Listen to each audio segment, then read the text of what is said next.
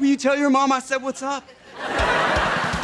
Welcome to MsMojo, and today we're counting down our picks for the moments when that 90s show circled back to its parent series with nostalgic nods, surprise cameos, and groovy references to that 70s show. If you're not caught up, don't let yourself get burned by spoilers. I got a little carried away. And I got even more carried away than him. Number 10. Leo's son. Leo has always been an enigma. We first met him in season 2 of that 70s show, and he tended to drift in and out of the gang's lives, occasionally sharing bits about his history, life, and family. You know, I was going to give this car to my son on his 16th birthday. But then my old lady took him and split. Often it was hard to tell reality from hallucination, given Leo's, let's call it, preferred pastimes. However, part 2 of that 90s show confirms at least one of these details. In the final episode, Leo's son, Sonny, quite literally crashes into the gang's lives. My bad. Whoa, this wasn't our fault, all right? I was the one reading the map, and this kitchen wasn't on there. Hey, son, you made it! After Leia and her friends clear the house of partygoers, Sonny, played by Kevin Smith, drives straight into the foreman's kitchen.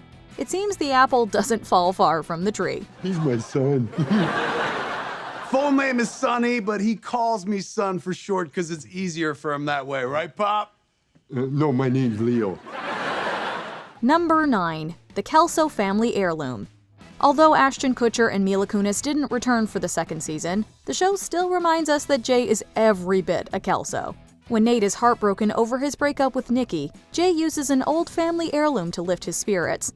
You might wonder what kind of treasure could mend a broken heart. Hey, let go! This is a Kelso family heirloom. Hey, man! I was planning on being sad again before my bath. Well, the strategically placed cushions say it all. Despite Jay's efforts to show Leia he's changed, he's still Michael Kelso's son, and like father, like son seems more than fitting here. It's probably also the Kelso in him that comes up with the solution when the VHS tape gets stuck. Let's just take the VCR, okay? People think they got robbed. Wait, who breaks into someone's house but only takes a VCR? Right. Let's steal more stuff. Hey, isn't the stupid helmet still somewhere in the basement? I'm not putting the helmet on. And what are you talking about?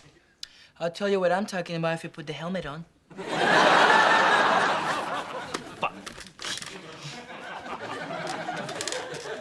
Number 8. The Water Tower.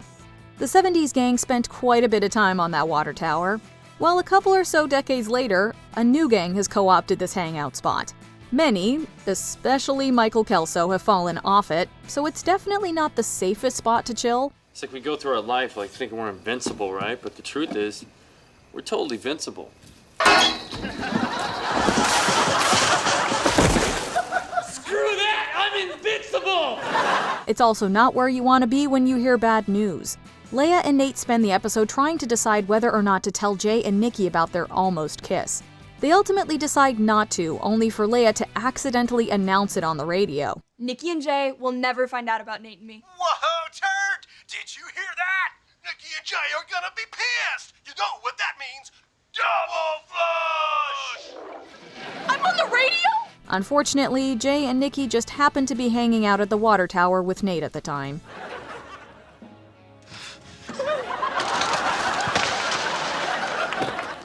It's cool. I landed on the ground. You're dead!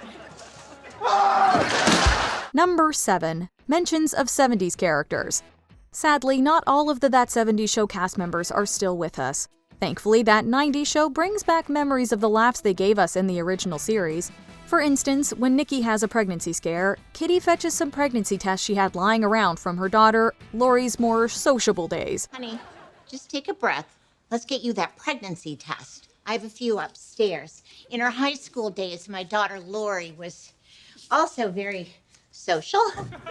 In another moment, during an argument with Red, Bob makes a sly comment about his ex-wife Midge's potential infidelities during their marriage. I'm her grandpa. This is my job. I'm her grandpa, too. Midge swore to me. You might also recall Kitty's abrasive mother Bee, played by the legendary Betty White. Along with the photo Kitty keeps in her living room, she's mentioned in episode 6 when Kitty meets Kiefer, a so-called healer, played by Will Forte. Mother was distant, wasn't she? Oh, how did you know? Shut up! Our chakras are on the same energy plane. Number 6. Red's foot. Some things never change. Despite Eric growing up, landing his dream job, and starting a family, Red still gives him a hard time for being too soft. Sorry Eric couldn't make it. He got carsick backing out of the driveway.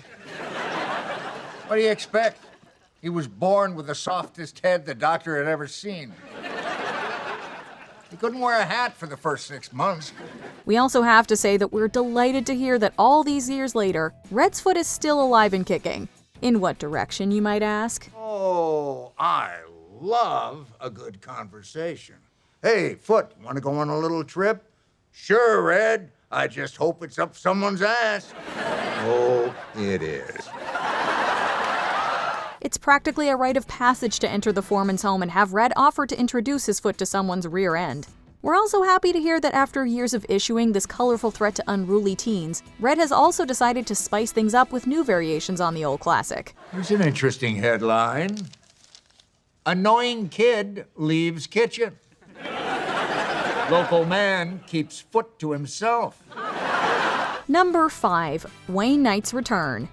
In a parody of It's a Wonderful Life on the original series, Knight plays the angel, who shows Eric how different his life would have been if he and Donna had never kissed.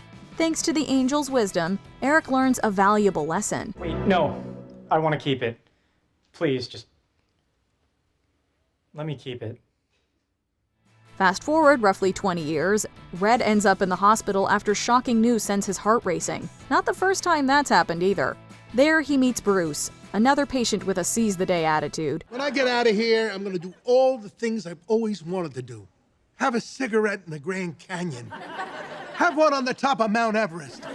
Have one in my mom's dining room, 'cause screw that rule. Though Bruce's talkativeness initially bothers Red, he eventually warms up to his hospital buddy.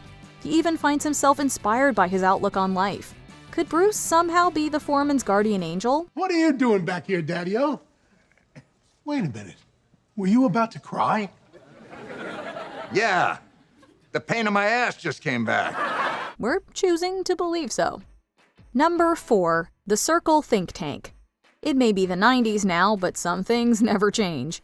For instance, Kitty might have spruced up her home, but it's still quintessentially her. Apparently, ducks never go out of style.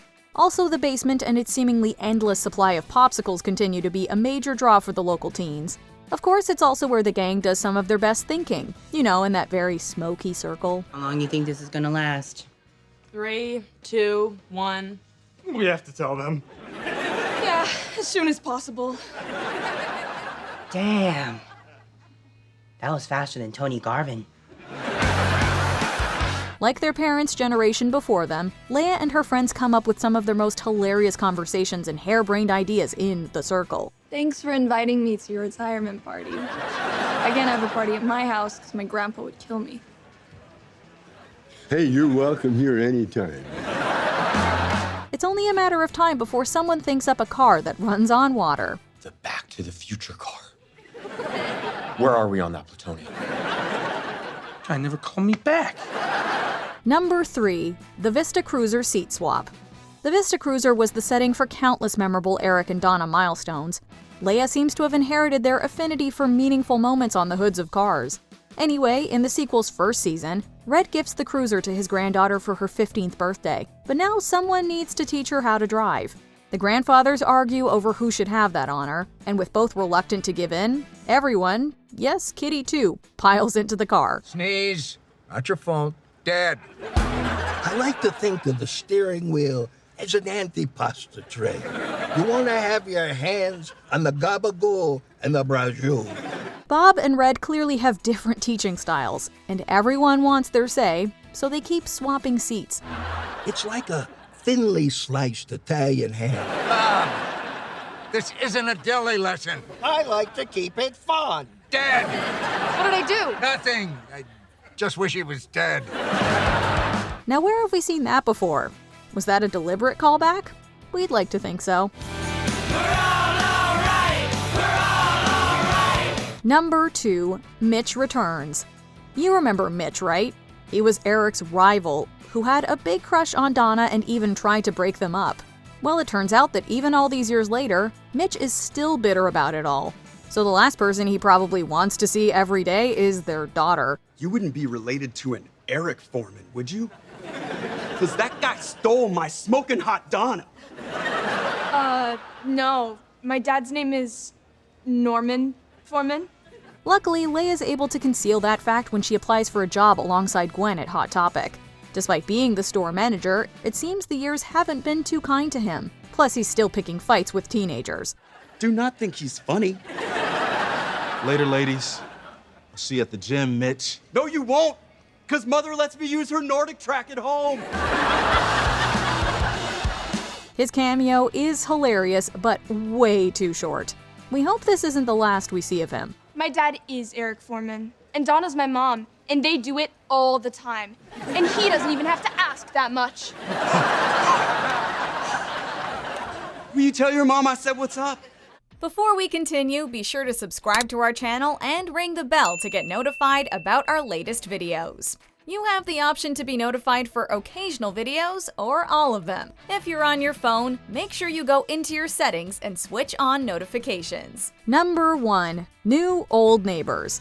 Hey there, hi there, ho there. Guess who's back in the neighborhood? Hey there, hi there, ho there. Let's go. I'm not going to the game with you in that jacket, Bob. In the Parent series, Red had quite a colorful dynamic with his neighbor Bob Pinciotti. After the series timeline, Bob moved to Florida. However, in season 2 of the sequel, Donna convinces him to return to Wisconsin, where he once again lives right by the Foremans, sparking plenty of comedic clashes between Leia's grandfathers. The kids are married, Bob, not us. We're supposed to see each other at the wedding and at one of our funerals. You are doing too much in between. Yes, the last person Red would probably want to be stuck in a room with is now family, which only adds even more humor to their sparring. Bob, give me back those keys. Are you going to apologize for running over my foot? I am not going to apologize for something I did on purpose. Welcome back to Point Place, Bob. Just watch out for Red's foot. We know exactly in which point he'd like to place it. If I had mistletoe, I'd kiss you. Yeah, well, if I had missile foot, it'd be in your ass.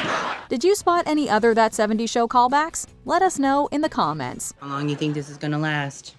3, 2, 1. We have to tell them. Do you agree with our picks? Check out this other recent clip from MsMojo. And be sure to subscribe and ring the bell to be notified about our latest videos.